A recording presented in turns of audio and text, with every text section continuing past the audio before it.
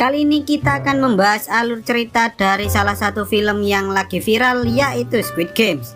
Film ini menceritakan tentang beberapa orang yang direkrut untuk memainkan sebuah game dengan hadiah uang miliaran rupiah. Awalnya mereka mengira bahwa permainan itu hanyalah permainan biasa, namun saat mereka mencoba memainkannya, mereka akhirnya sadar bahwa ternyata mereka terjebak di dalam permainan yang harus mempertaruhkan nyawa mereka. Lalu apakah mereka bisa menyelesaikan permainan tersebut tanpa harus kehilangan nyawa? Langsung saja kita masuk ke alur ceritanya.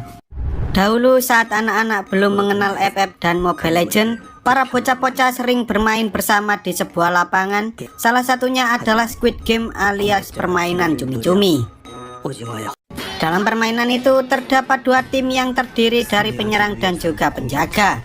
Bagi para penjaga, tugas mereka hanya ada satu, yaitu mencegah para penyerang agar tetap berada di luar garis. Sementara bagi para penyerang, mereka harus bisa menginjak lingkaran kecil yang disebut sebagai kepala cumi-cumi, dan film pun baru saja dimulai.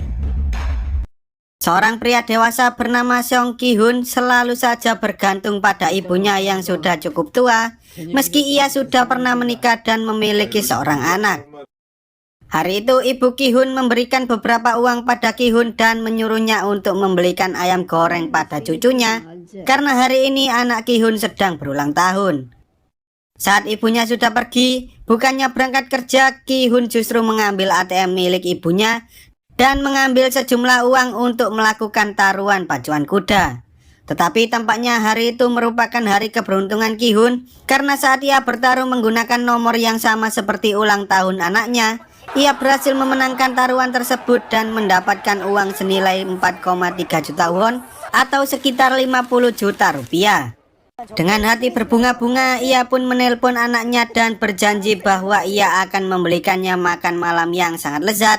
Namun belum sempat ia menikmati kemenangan itu, ia justru dikejar-kejar oleh rentenir yang hendak menagih hutangnya hingga membuat dirinya tak sengaja menabrak seorang wanita. Tak lama kemudian ia pun akhirnya tertangkap oleh para rentenir itu, dan saat Ki-hun hendak memberikan uangnya, ternyata ia baru sadar bahwa uangnya telah dicuri oleh wanita yang ia tabrak sebelumnya. Para rentenir itu pun mencoba menyakiti Ki-hun, tetapi saat Ki-hun memasang wajah sedih, rentenir itu akhirnya memberikan kesempatan pada Ki-hun untuk melunasi hutangnya selama 1 bulan, atau jika tidak maka mereka akan mengambil salah satu ginjal dan juga matanya. Lalu setelah Ki-hun selesai mengajak anaknya makan malam, Ki-hun bertemu dengan seorang pria misterius yang menawarkan untuk bermain suatu permainan bernama Dakji dengan imbalan uang 100.000 won atau sekitar 1,2 juta rupiah. Tetapi jika Ki-hun kalah, maka ia harus membayar dengan nominal yang sama. Karena tergiur dengan uang tersebut, Ki-hun akhirnya menerima tantangan pria itu, tetapi sayangnya ia justru kalah dalam permainan pertamanya. Karena Ki-hun tak punya uang, pria itu pun meminta bayaran yang lain, yaitu menampar pipi Ki-hun setiap kali ia kalah dalam permainan tersebut. Mereka berdua terus bermain hingga akhirnya Ki-hun berhasil memenangkan beberapa ronde dan mendapatkan uang yang cukup banyak. Sebelum pergi, pria misterius itu mengatakan bahwa ia tahu tentang semua informasi termasuk hutang Ki-hun yang berjumlah sekitar 410 juta won atau senilai 6 miliar rupiah, sehingga ia menyarankan agar Ki-hun mau mengikuti sebuah permainan dengan hadiah uang yang sangat banyak. Kemudian ketika ia sudah di rumah, Ki-hun memberikan beberapa uang itu pada ibunya dan ia juga mengatakan bahwa dirinya tidak mendapatkan uang itu melalui judi ataupun mencuri. Di sana si ibu pun memberitahu Ki-hun tentang anaknya dan mantan istrinya yang akan pergi ke Amerika karena suaminya yang baru mendapatkan pekerjaan di sana. Ki-hun yang tak ingin anaknya pergi ke Amerika pun langsung menelpon nomor yang telah diberikan oleh pria misterius itu. Dan tak lama kemudian seseorang datang menjemput Ki-hun, tetapi ketika ia masuk ke dalam mobil, tiba-tiba orang itu menyemprotkan gas bius yang membuat semua orang di dalamnya tertidur lelap. Lalu saat Ki-hun terbangun, ia pun sangat bingung karena saat ini ia sudah berada di suatu ruangan bersama 455 pemain lainnya yang juga menerima tawaran tersebut. Selain itu, mereka juga dipantau oleh beberapa staf dengan pakaian serta topeng yang sangat aneh, termasuk orang yang menjalankan seluruh permainan tersebut yang dijuluki sebagai frontman. Alasan mereka menggunakan topeng yaitu agar identitas mereka tak diketahui oleh orang lain, termasuk para pemain yang memainkan permainan itu. Di sana Ki-hun bertemu dengan seorang kakek-kakek bernama Ilnam yang mengatakan bahwa hidupnya sudah tidak lama lagi karena ia memiliki gumpalan di otak atau biasa disebut sebagai tumor otak, sehingga ia ingin bersenang-senang di dalam permainan tersebut sebelum ia meninggal. Selain itu, Ki-hun juga bertemu dengan Kang Sae-byok, seorang wanita yang sebelumnya telah mencuri uang miliknya ketika ia dikejar-kejar oleh para rentenir. Dengan perasaan sangat marah, ia pun menyuruh Sae-byok untuk mengembalikan seluruh uangnya. Namun tak lama kemudian tiba-tiba saja para staf datang menghampiri mereka dan mengatakan bahwa mereka akan berpartisipasi dalam sebuah permainan yang akan diadakan selama 6 hari. Siapapun yang bisa menyelesaikan seluruh permainan itu akan mendapatkan hadiah berupa uang tunai dengan jumlah yang sangat banyak. Para staf itu juga mengatakan bahwa seluruh barang serta HP yang mereka bawa telah disita dan akan dikembalikan ketika mereka berhasil menyelesaikan semua permainan. Beberapa pemain mengira bahwa mereka telah diculik, tetapi para staf menjelaskan bahwa tujuan permainan ini dibuat adalah untuk mengubah kehidupan mereka semua, karena hampir semua pemain yang ada di sana memiliki hutang yang sangat banyak hingga mereka tak bisa membayar hutang-hutang tersebut. Sebelum permainannya dimulai, seluruh pemain diwajibkan untuk menandatangani surat persetujuan yang berisi 3 pasal, yaitu pasal 1, para pemain tak diperbolehkan berhenti bermain, pasal 2, pemain yang menolak bermain akan dieliminasi, dan pasal 3, permainan dapat dihentikan jika mayoritas pemain telah menyetujuinya. Setelah menyelesaikan semua persyaratan, para pemain kemudian dibawa menuju ke suatu tempat melewati tangga-tangga yang sangat aneh, hingga akhirnya mereka sampai di sebuah lapangan terbuka. Lalu saat semua pemain telah berkumpul di sana, frontman kemudian menyuruh para staf untuk segera menjalankan permainan pertama, yaitu lampu merah, lampu hijau.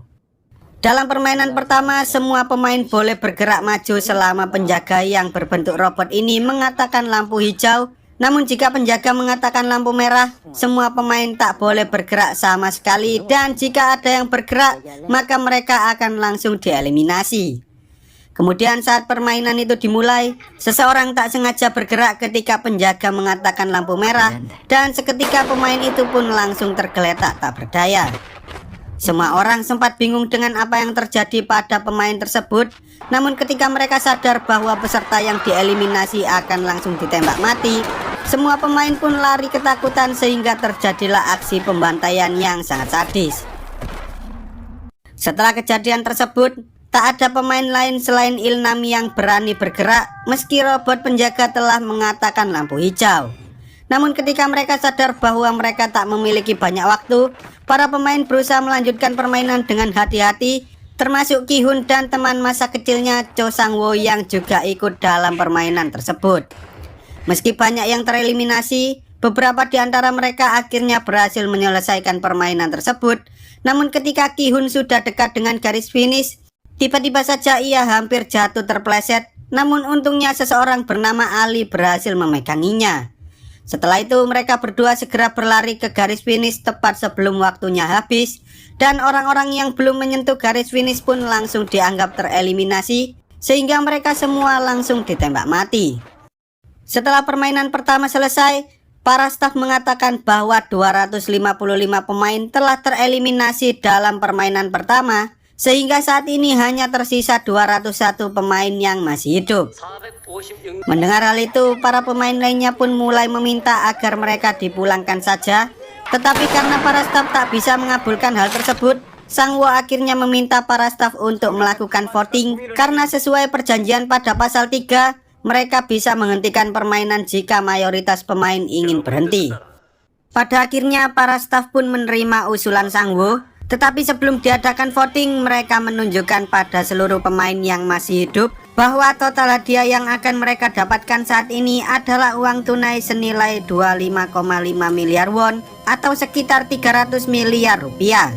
Uang itu akan semakin bertambah seiring berjalannya permainan, karena setiap orang yang ikut dalam permainan tersebut senilai dengan 100 juta won. Semakin banyak peserta yang tereliminasi, maka semakin banyak pula uang yang akan mereka dapatkan.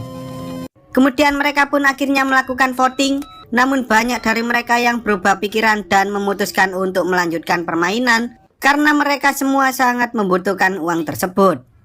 Saat angka voting itu menunjukkan jumlah yang sama, seluruh nasib semua pemain kini berada di tangan kakek Ilnam yang akan memberikan voting terakhir.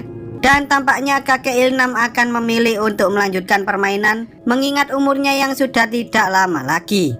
Tetapi pada akhirnya ia memilih untuk tidak melanjutkan permainan tersebut, sehingga permainan pun dihentikan dan mereka semua dipulangkan kembali.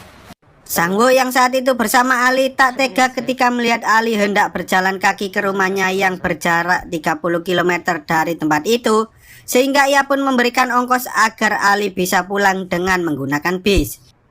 Sementara itu, Ki-hun mencoba melaporkan kejadian itu pada polisi, tetapi ia justru dianggap sebagai orang gila. Ki-hun menyuruh polisi itu untuk menelpon nomor yang ada di kartu tersebut, tetapi mereka malah terhubung pada orang lain sehingga Pak Polisi itu pun marah dan langsung mengusir Ki-hun dari sana. Meski semua orang telah kembali dari permainan kematian itu, tetapi tampaknya kehidupan nyata mereka jauh lebih berat dari yang mereka perkirakan, seperti Ki-hun yang harus membayar biaya pengobatan dan operasi ibunya yang mengidap penyakit diabetes akut. Sangwoo yang harus membayar hutang senilai 6 miliar won agar rumah serta toko milik ibunya tidak disita oleh bank. Ali yang tak sengaja menghancurkan jari bosnya karena bosnya tidak mau membayarkan 6 bulan gajinya. Sebyok yang harus mencari uang untuk mengeluarkan keluarganya dari Korea Utara, serta seorang preman bernama Doksu yang dikejar-kejar oleh mafia karena memiliki hutang yang sangat banyak. Mereka semua sangat membutuhkan uang untuk menyelamatkan keluarga serta diri mereka sendiri, sehingga mereka pun berniat untuk mengikuti permainan kematian itu lagi. Di sisi lain, seorang detektif bernama John-ho mencoba mencari kakaknya yang telah menghilang selama beberapa hari. Namun ketika ia mengecek ke kosannya, ternyata di sana tidak ada siapa-siapa dan ia hanya menemukan sebuah kartu seperti yang ia lihat di kantor polisi sebelumnya. Keesokan harinya ia menanyakan informasi tentang Ki-hun pada para polisi itu. Lalu setelah mendapatkan alamatnya, ia pun mencoba menemui Ki-hun, tetapi Ki-hun justru mengatakan bahwa ia tak tahu apa-apa tentang hal itu. Lalu saat mereka semua mendapatkan kartu itu lagi, mereka pun segera menunggu di tempat yang sama seperti sebelumnya, hingga akhirnya mobil penjemput itu datang membawa mereka semua. Tetapi tanpa disadari ternyata Sebyok berhasil menahan nafasnya, sehingga ia pun tak pingsan saat terkena bius. Sementara itu detektif John-ho mencoba mengikuti mobil yang telah membawa Ki-hun hingga akhirnya ia sampai di sebuah pelabuhan. Di sana ia melihat ada banyak sekali mobil yang hendak masuk ke dalam kapal, dan setelah memastikan bahwa keadaannya aman, ia pun ikut masuk bersama salah satu mobil yang ada di sana. Lalu saat para staf sedang melakukan proses daftar ulang pada setiap pemain, John-ho yang sedang menyamar pun langsung menyerangnya, lalu ia mengambil pakaian orang itu dan membuang mayatnya ke laut. Kemudian saat mereka semua sudah sampai di pulau tersebut, para staf pun langsung mengambil seluruh pakaian serta barang-barang yang dibawa oleh para pemain.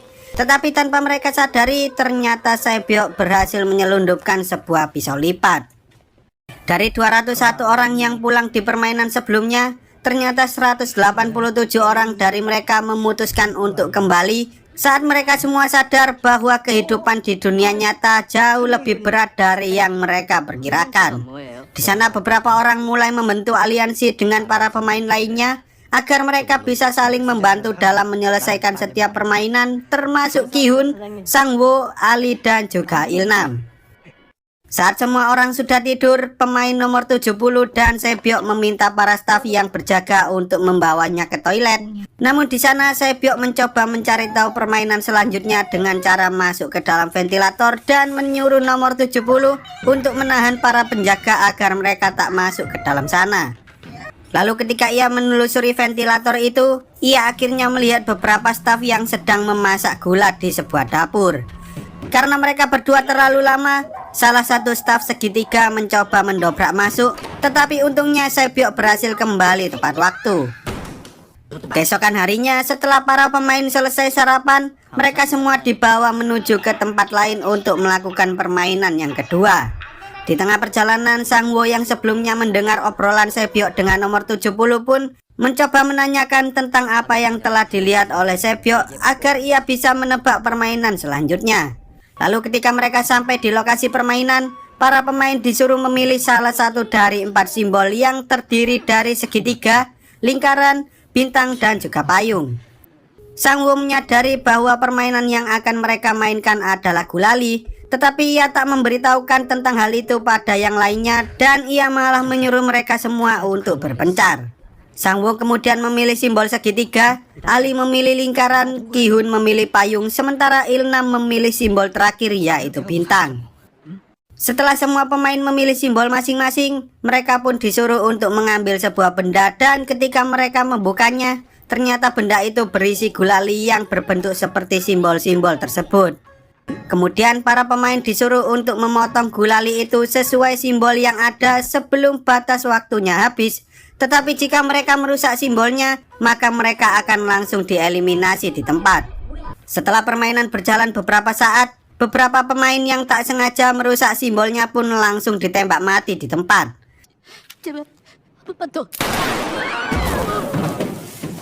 Namun tampaknya para pemain yang memilih bentuk segitiga sangat diuntungkan dalam permainan tersebut karena simbol itu jauh lebih mudah untuk dipotong daripada simbol yang lain. Sehingga pada akhirnya banyak dari mereka yang berhasil lolos ke permainan selanjutnya, termasuk Sang-woo dan juga Sebyok. Tak lama kemudian Ali akhirnya berhasil menyelesaikan permainan tersebut, sementara Ki-hun dan kakek Il-nam tampaknya kesusahan karena simbol mereka lah yang paling susah untuk dipotong dalam permainan itu. Saat waktunya sudah hampir habis, Ki-hun akhirnya menemukan cara lain untuk memotong gulali tersebut, yaitu dengan cara menjilatinya. Kakek Il-nam dan para pemain yang melihatnya pun langsung menjilati gulali mereka masing-masing dan pada akhirnya mereka berhasil menyelesaikan permainan itu tepat waktu sebelum waktunya habis. Di sisi lain, saat para staf hendak menembak pemain yang gagal, salah satu di antara mereka justru melawannya, tetapi saat si staf itu membuka topengnya, si pemain justru menembak dirinya sendiri dan pada akhirnya para staf menembak mati seluruh pemain yang gagal menyelesaikan permainan tersebut. Tak lama kemudian frontman datang dan langsung menembak orang itu, karena sesuai peraturan siapapun yang menunjukkan identitasnya maka ia harus mati. Sementara itu John-woo yang sedang menyamar sebagai salah satu staf bertopeng lingkaran mengambil topeng yang berbentuk persegi agar ia bisa mengatur para staf yang memakai topeng lingkaran dan juga topeng segitiga. Lalu film pun bersambung. Oke lah, sekian dulu untuk video kali ini. Semoga kalian semua terhibur. Jangan lupa untuk support channel ini dengan cara klik tombol subscribe lalu nyalakan loncengnya agar kalian tidak ketinggalan dengan video-video terbaru dari channel ini.